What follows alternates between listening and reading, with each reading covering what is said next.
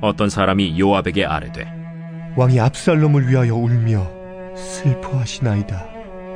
왕이 그 아들을 위하여 슬퍼한다 함이 그날의 백성들에게 들리매 그날의 승리가 모든 백성에게 슬픔이 된지라. 그날의 백성들이 싸움에 쫓겨 부끄러워 도망함같이 가만히 성읍으로 들어가니라.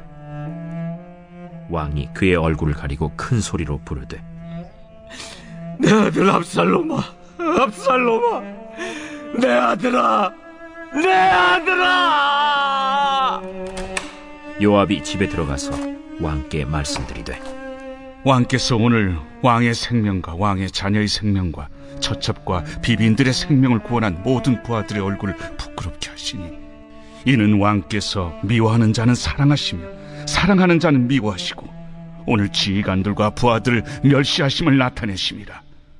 오늘 내가 깨달으니 만일 압살롬이 살고 오늘 우리가 다 죽었다면 왕이 마땅히 여기실 뻔하였나이다. 이제 곧 일어나 나가 왕의 부하들의 마음을 위로하여 말씀하옵소서. 내가 여호와를 두고 맹세하옵나니 왕이 만일 나가지 아니하시면 오늘 밤에 한 사람도 왕과 함께 머물지 아니할지라.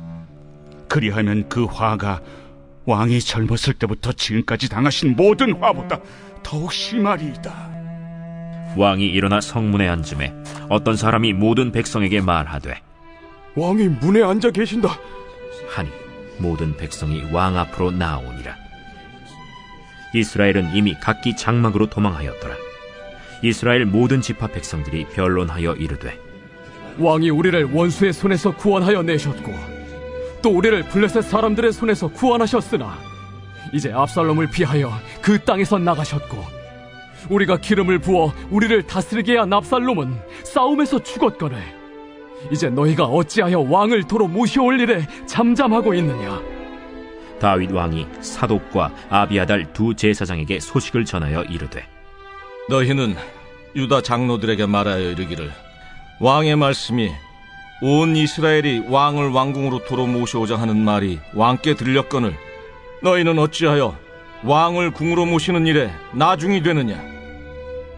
너희는 내 형제여 내 고륙이거늘 너희는 어찌하여 왕을 도로 모셔오는 일에 나중이 되리여 하셨다 하고 너희는 또 아마사에게 이르기를 너는 내 고륙이 아니냐.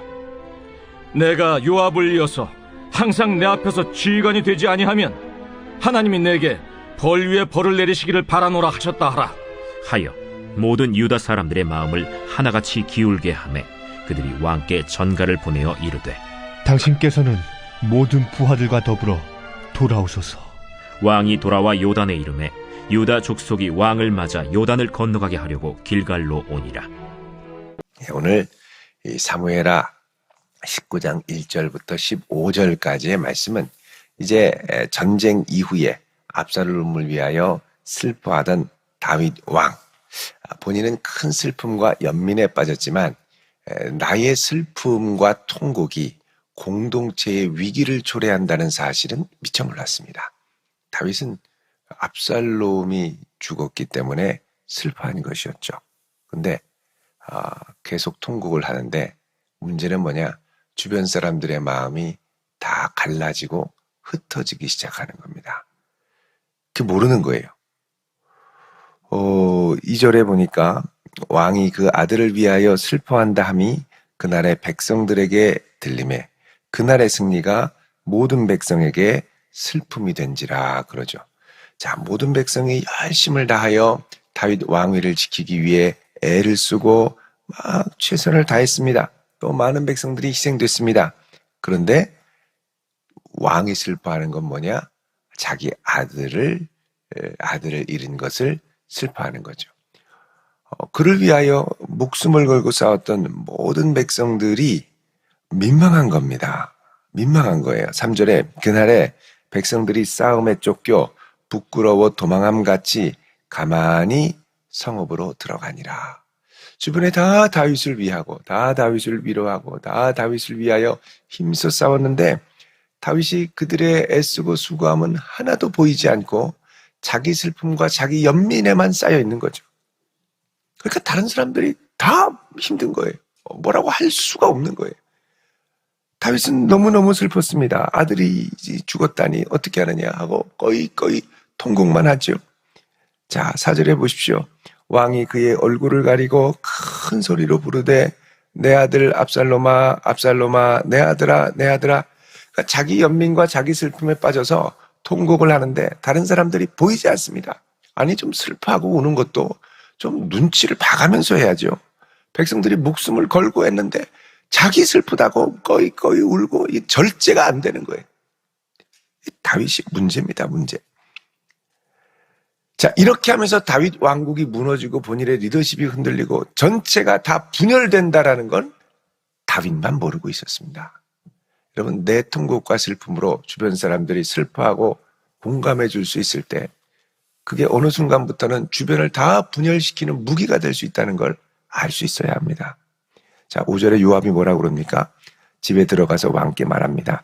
오늘 왕의 생명과 왕의 자녀의 생명과 처첩과 비빈들의 생명을 구원한 모든 부하들의 얼굴을 부끄럽게 하시니 이는 왕께서 미워하는 자는 사랑하시고 사랑하는 자는 미워하시고 오늘 지휘관들과 부하들을 멸시하심을 나타내심이라.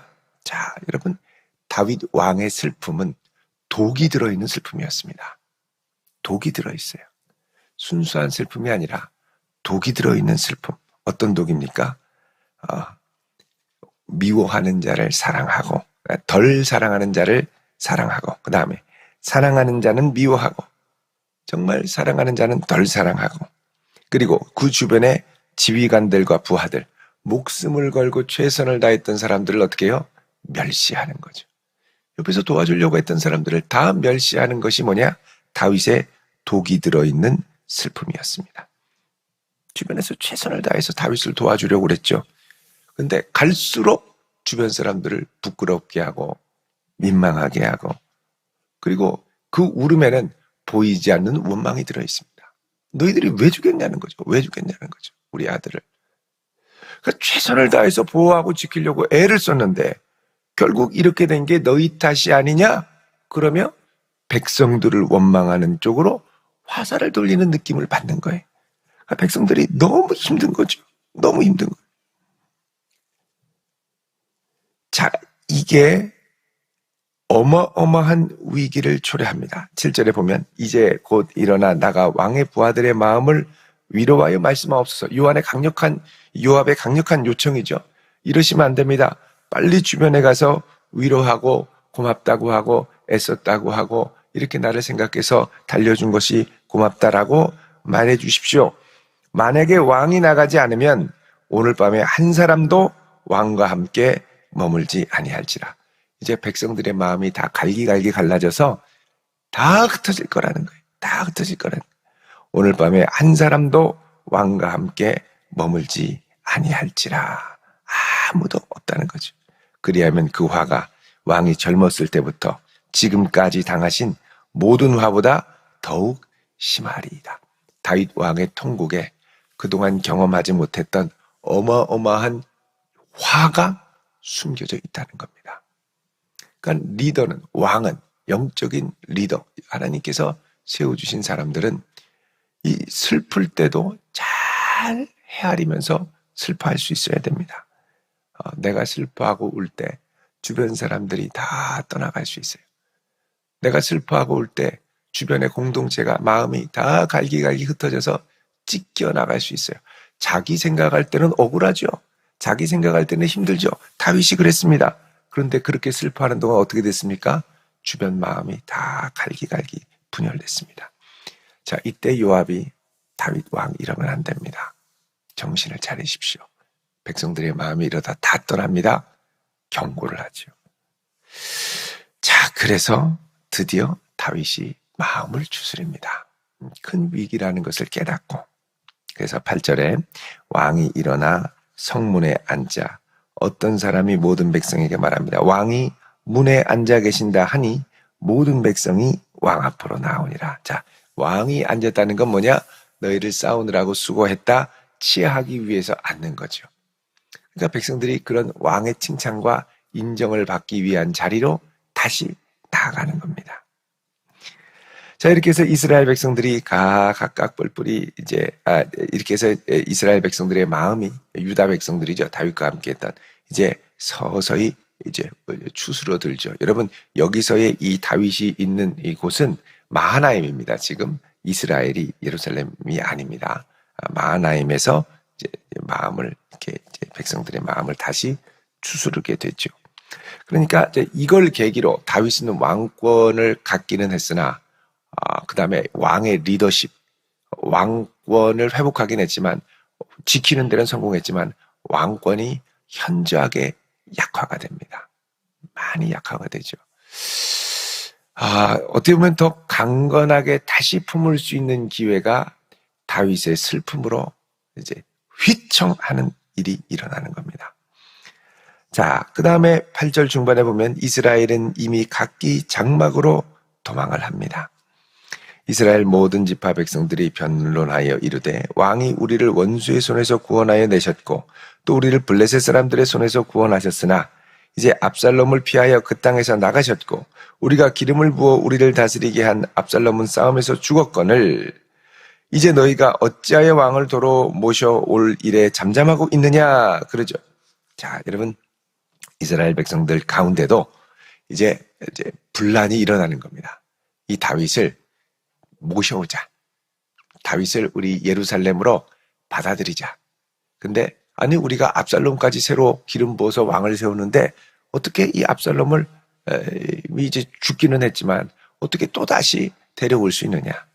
그래도 다윗이 우리를 블레셋 손에서 구해주지 않았느냐. 그동안 했던 일들이 우리를 위해서 했던 구원의 손이 있지 않느냐. 블레셋 손에서 구원했고 원수들의 손에서 구원했고 다윗이 우리를 위해 잘한 것들이 있지 않느냐. 그러니까 그 안에 싸움이 일어난 거예요.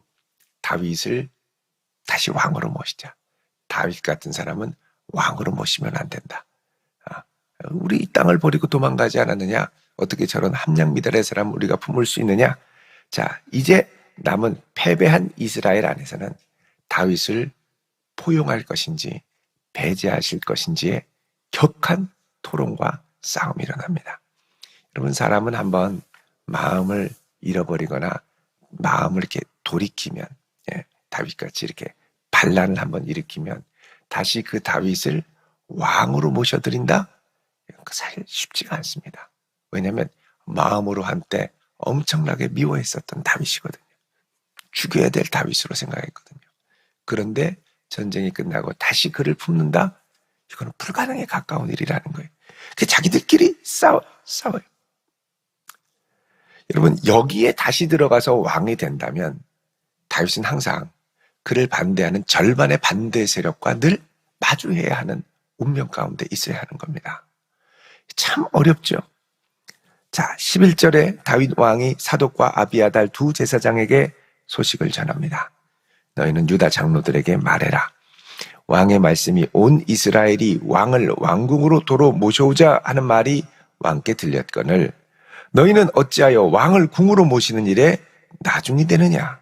너희는 내 형제요 내 고륙이거늘 너희는 어찌하여 왕을 도로 모셔오는 일에 나중이 되리요. 그럽니다. 자, 너희들이 이스라엘 중에 유다 지파, 예루살렘 성이 있는 유다 지파의 대표인데 다른 이스라엘 11지파는 다 다윗을 다시 왕으로 모셔드리자라고 다 얘기하는데 왜 너희들은 자꾸 멈칫멈칫하며 너희들 그렇게 머뭇거리느냐? 그러면서 유다의 분발을 촉구합니다. 사실 이거는 제일 먼저 딴 마음을 품어서 그렇죠. 제일 먼저 압살롬을 지지했기 때문에 그 마음을 돌이키는 게 상당히 어렵습니다. 그리고 또 하나, 다윗이 돌아오면 혹여나 그럴 리야 없겠으나 피해보복이 두렵습니다.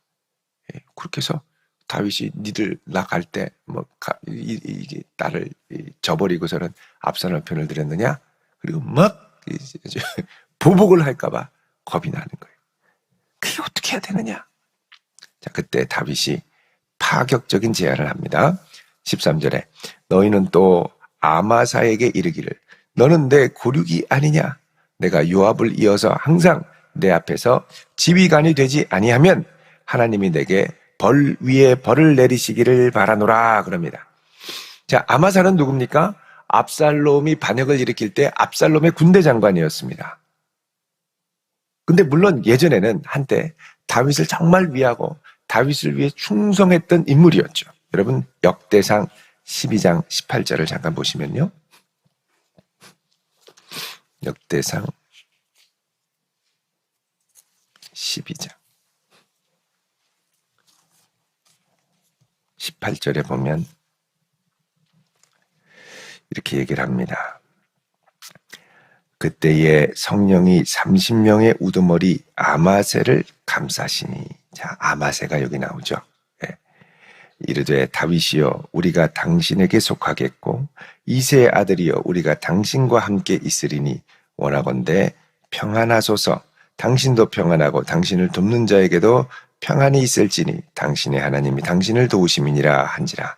다윗이 그들을 받아들여 군대 지휘관을 삼았더라. 그러죠. 그러니까 이 아마사는 이게 아마새로 나오는데 아마사입니다. 같은 이름이죠. 이 아마사는 한때 다윗을 향한 깊은 충심이 있었던 사람이죠. 근데 압살롬 때문에 갈라졌습니다. 그러니까 여러분 이게 참 어려운 게 이 분열의 상은 갈라졌어요. 다윗 편이다, 압살롬 편이다. 다윗이 옳다, 압살롬이 옳다. 다윗이 틀렸다, 압살롬이 틀렸다. 막 둘이 갈라져서 싸우면 어떻게 되겠습니까?